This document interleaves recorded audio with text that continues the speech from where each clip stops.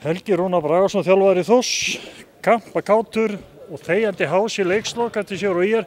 En hæsi kemur hún ekki til vegna svo hafi slepptir á hliðlínu heldur bara haustflensan fræga. Hvernig er heilsan? Hún hefur nú oft verið betri, skal ég segja þér. Þetta er búið að vera erfið vika, búin að liggja í rúminu en Palli sem betur verið, aðstoðarþjálfarinn minn er búin að leysa mig vel á hólmi og koma stelpunir í innan gír fyrir þennan leik sem við sáum í dag. Þetta var býsna öruggur sigur hér upp á staðið og afar skemmtilegu leikur verðum við að segja bara alveg svör. Já, ég tek alveg undir það og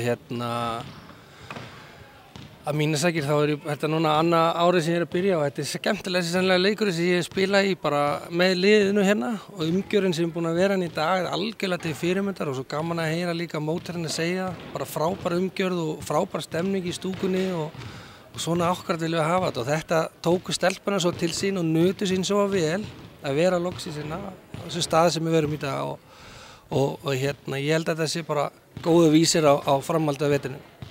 Eins og segir stemmingi var býsna góð og við höfum það eftir óáreiðanlegum heimildum að þegar mest var í kringum hálfleik þá voru bara tæplega 90 manns í stúkunni og stemmingi góð. Þetta veit á gott. Já, eins og ég segi, þetta var bara, það var allt upp á 10 og bara svo gaman að þessu. Ég hlakka bara til framhaldsins og ég veit að stelpuna gera það líka. Svo verðum við nú að minnast á það að það kom ekki að sökka og vantaði Silvíu en innkoman hjá henni Kristrúnu Ríkey, ég sagði nú reynda við henni í viðtali áðan að hún hefði skorað 11 stig og 13 stig og mér skilst að það hafi verið 13 stig og 13 fráköst. Þetta er glæsilegt í fyrsta leik.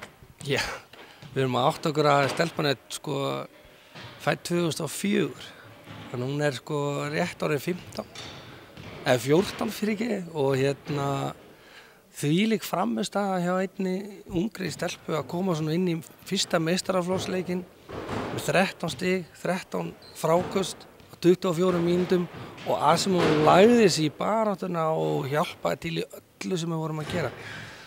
Ég er bara svo stoltur og ríkalega stoltur af öllu þessu ungu stelpu sem er í þessu liði. Við erum átt okkur á það að meðalaldurinn hjá okkur er svolítið langt undir 20 og þannig að þetta er bara, það veit á gott.